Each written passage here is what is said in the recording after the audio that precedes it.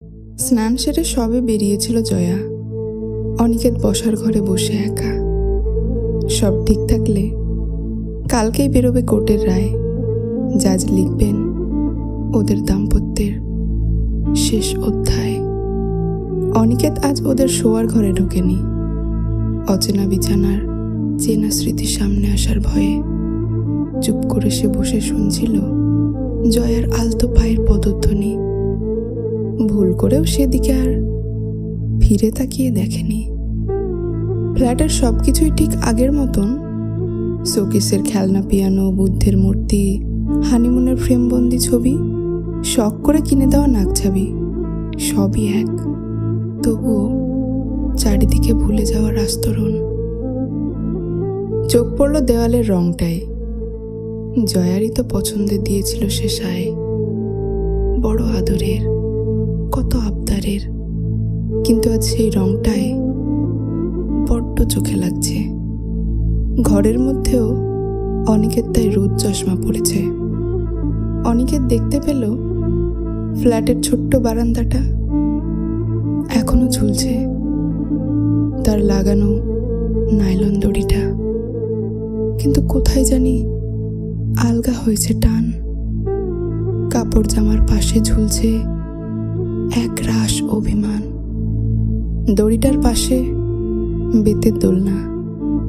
কত দুলিয়েছিল সে, পায়ে মশার আনাগোনা, কিন্তু থামেনি সে। জয়া হাসছিল যে। অনিকেতকে দেখে জয়ার এক অপ্রস্তুত হাসি। মালা বদলের ফুল, প্রথম জন্মদিনে কিনে দেওয়া কানের দুল, বিয়ের জোড়, আলমারির ওপর রেখে দেওয়া টোপর, সবই যেন খুব তাড়াতাড়ি হয়ে গেল বাসি। জয়ার চোখ তখন অনিকেতের চোখে। নিষ্পলক চাউনি যেন আদর করে ডাকে, যেমন ছাদনাতলায় হয়েছিল প্রথম দেখে। কিন্তু কোর্টে অনিকেত এক অন্য মানুষ। জয়া চিনত না তাকে। আক্রোশে অভিযোগ ওরা করছিল দুজনই। শুভদৃষ্টির লাজুক মুহূর্তটা হয়তো মনেই পড়েনি। প্রস্তুত হয়তো হয়েছিল ওরা আগামীর কথা ভেবে, কিন্তু দূরে সরিয়ে দেওয়া যায় কিভাবে কাছের মানুষটিকে? তাই হোক না যত কান্না, অবুঝ আস্ফালন, পাড়াপড়শিরা সব জানুক, কিংবা কোনো নিন্দুক। ফ্ল্যাটের মধ্যে হওয়া বহু বছরের নিপীড়ন, ভেতরের কথা বাইরে গেল। চিল শকুনদের ভোজ্য হলো। হাসে দরজা, হাসে জানালা, হাসে ঝোলানো পর্দার মেকি আবরণ। কোনো কিছুতেই আর মিলবে না ওরা। করেছে যে ওরা পণ। তাই তো আলাদা থাকার ভিতটা শক্ত যুক্তি দিয়ে গড়া। শ্যাম্পুর গন্ধটা অনিকেতের ভীষণ চেনা। ডিসকাউন্ট পাবে বলে একসাথে অনেকগুলো কেনা। তারপর কি রাগ জয়ার? আক্কেল নেই তোমার? এখন কি একই ব্র্যান্ড ইউজ করবো বছরের পর বছর? চা খাবে? নিয়ম রক্ষার প্রশ্ন ছুড়ল জয়া। সম্মতি ফিরে পেয়ে অনিকেত বলতে চাইল না, কিন্তু কেন জানি হেলিয়ে সম্মতি দিল মাথা। জয়া তখন রান্নাঘরে। টুংটাং বাসনকোসনের বাজনা বাজে। অনিকেত ভাবল শেষ কবে সে জয়ার রান্নাঘরে সাহায্য করেছে। মনে পড়ল না। অফিস, ট্যুর, প্রেশার, এর বাইরে কিছু ছিল কি আর? তাই তো জয়ার চোখের তারার ভাষা বোঝেনি সে। কখন যে মন বদলেছে টের পায়নি সে। চা খেতে খেতে হলো না কোনো কথা। নিস্তব্ধতা ভাঙল, শুধুই চুমুকের ভাষা।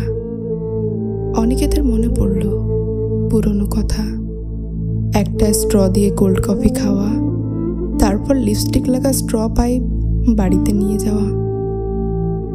গাছে জল দিও, অ্যাকোয়ারিয়ামটা পরিষ্কার করো, দুম করে বলে ফেলল অনিকেত। জয়া হাসে মনে মনে। এখনো কি কাজ না করলে চাইবে সে কৈফিয়ত?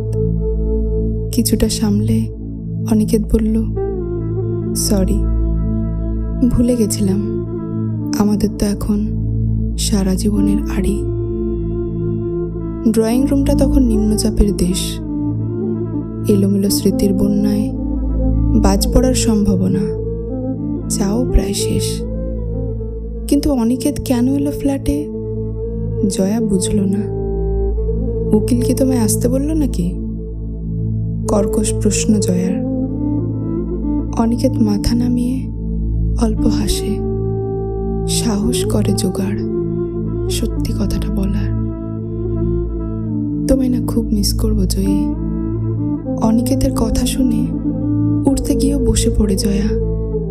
হঠাৎ মন কাঁপায়, হৃদয়ের ছলকানি। আর কি কেউ ডাকবে তাকে? জয়া থেকে জয়ী। ভরে আসে চোখ, বুক জুড়ে শুধুই মন খারাপি। যে আজ শুধুই অবশেষ, সে মনে কি এখনো লেগে আছে তার রেশ? বড্ড দেরি করে ফেললে, সব শেষ করে কেন এলে? বলে ওঠে জয়া। অনিকেত তাকায় হতাশায়, চিন্তায়। এবার যে বেরোবার সময়। জয়া আস্তে আস্তে দরজা অবধি অনিকেতকে এগিয়ে দেয়। অনিকেত তার চোখ মাটিতে নামিয়ে নেয়। জয়ার চোখে তাকানো যায় না যে আর। কালই তো শেষ হবে সব অধিকার। চকচকে মেঝের ছবিতেও জয়ার মুখটা কেমন যেন ভারী। কথা বলছে শুধুই, যেন ভাঙা স্বপ্নের বাড়ি। জয়ার ভেজা পায়ের চাপে তৈরি হওয়া ছাপটা যেন শুকিয়ে গেল। মনে হলো বড্ড তাড়াতাড়ি। আরো কত কিছুই তো গেল হারিয়ে। মন্দারমণির সৈকতের বালির বাড়িটা, কুনকে দিয়ে মাথার রাঙা পলাশের রংটা, প্রথম সোহাগের দুষ্টু ছেলে মানুষটা, কিংবা পাঞ্জাবির পকেটে কুচকানো বাজারের ফর্দটা, লেপটে যাওয়া কাজলা চোখের কাতর চাহনি, অথবা বৃষ্টি ভেজা বিকেলে রবি ঠাকুরের গানের গ্লানি। না, অনিকেত এর বেশি আর ভাবতে পারেনি। তাদের ভালোবাসাটা যেন কোনো এক রূপকথা আসমানি।